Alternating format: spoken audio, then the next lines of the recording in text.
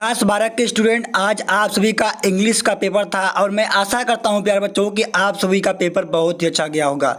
Student, यहां पर हमारे पास है प्यारे बच्चों 316 BB है। ठीक है, ये पेपर कोड है। आज इस वीडियो में बच्चों मैं यहाँ पर इसका एनालिसिस करवाने वाला हूँ। ठीक है, तो यहाँ पर प्यारे देखिए पेपर का कोड 316 BB है। जितने विद्यार्थी का है वहाँ पर आके आप लोग आंसर मिला लीजिए। ठीक है, तो मेरे प्यारे बच्चों यहाँ पर देखिए सबसे पहले आप सभी को सेक्शन ए में यहाँ पर रीडिंग पार्ट दिया गया था, जहाँ पर करा था कि read the following passage carefully and answer the question that follow. ठीक है, यहाँ पर देखिए आप सभी के पास एक दिया गया था, यहाँ पर एक पैसेज दिया गया था और इस पर कुछ क्वेश्चन दिए गए थे। तो आशा करता हूँ कि देखिए आप लोग इसको, ये देखिए अपडेट पैसेज है, इसको आप लोग अच्छे से किए होंगे क्योंकि इसमें से छाट कर बस आंसर लिखने के लिए होता है। ठीक है, हम सबसे पहले जाते हैं यहाँ पर सेक्शन बी में, जो कि राइटिंग पार्ट है।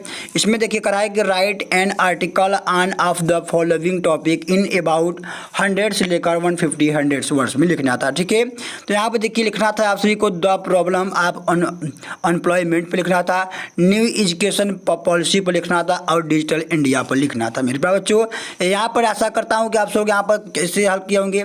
और देखिए आप सभी को यहाँ पर करा था लेटर लिखने के लिए करा है कि write a letter to the principal your college to complain against short of books in college library.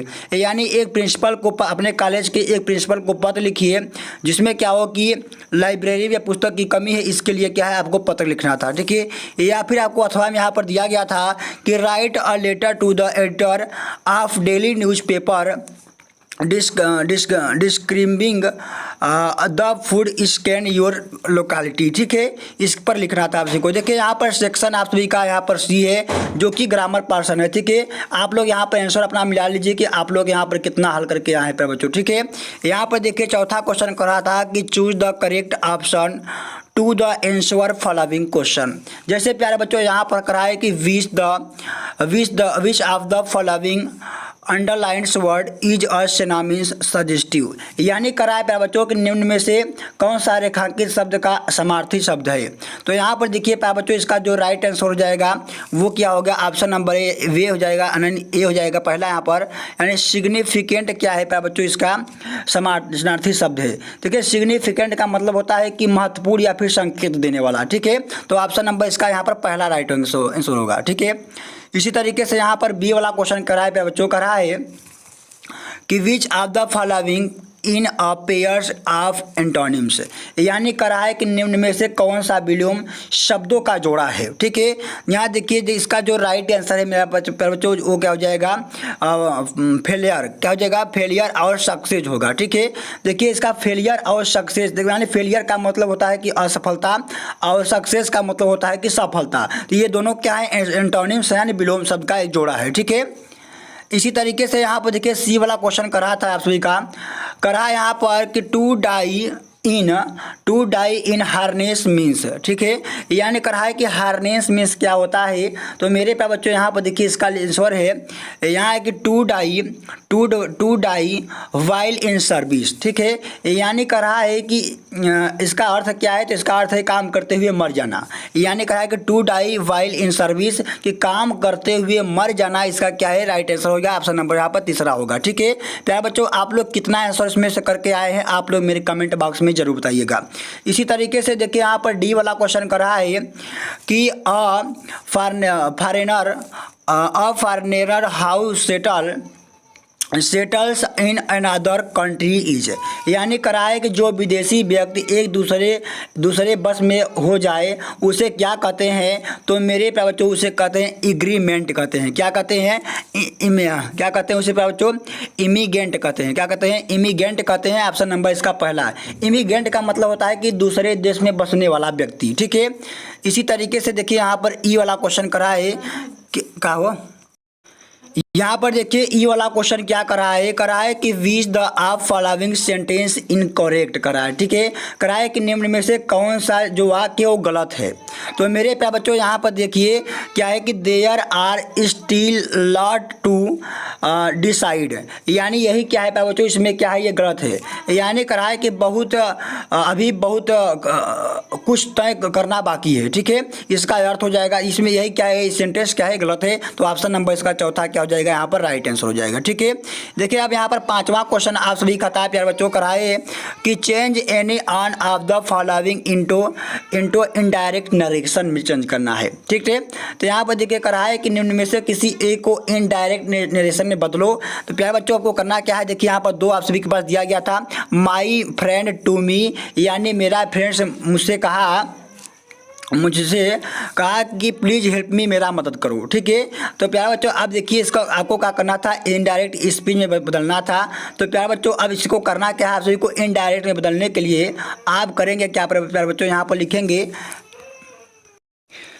या फिर प्यारे बच्चों आप सभी की देखिए यहाँ पर अथवा में दिया गया था कराए कि the god said to visitor, क्या है, visitor who are you and why have you come here, यानी करा है कि गार्ड ने आगंतुक से पूछा कि वह कौन है और क्यों आया। ठीक है, अब देखिए क्या करना है, आप सभी को क्या करना है, इसका प्यारे बच्चों इनडायरेक्ट स्पीच में आपको चेंज करना था। ठीक है, तो इस तरीके से आप सभी को यहाँ पर चेंज करना था। अब देखिए पांचवा का यहाँ पर बी वाला क्वेश्चन करा है कि यहाँ पर कि combine any on one of the following direct. ठीक है, तो फॉलोइंग डायरेक्ट में आप सभी को यहाँ पर चेंज करना था इसको।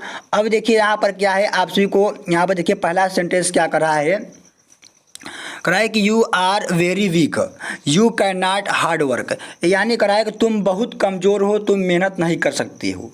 अब क्या करना था, आप सभी को इसको यहाँ पर सिंपल सेंटेंस में इसको चेंज करना था। अब इसको चेंज कैसे करते आप लोग लिखते हैं यहाँ पर कि you are too weak to work, यानी कहेंगे कि तुम मेहनत करने के लिए बहुत कमज़ोर हो, इस तरीके से आप सभी को इसको लिखना था। अगला यहाँ पर कि इंटो कम्प्लेक्स सेंटेंस में करा he is poor, he is not dishonest, यानी कहा है कि वह गरीब है, वह बेईमान नहीं है। अब क्या करना है, इसको कम्प्लेक्स सेंटेंस में बदलना था। तो आप इसको बदलते पे बच्चों यहाँ लिखते कि दो is poor he is not dishonest, यानी हालांकि वह गरीब है लेकिन बेईमान नहीं है। इस तरीके से आप सभी को इसका बदलना था। ठीक है, अगला यहाँ पर देखिए दिया गया था आप सभी को कि change any on off the following direct में बदलना था। यहाँ पर कराए कि इसको पैसिव वॉइस में बदलना था। किसमें कराया था, पैसिव वॉइस में बदलना था। कराए कि वाई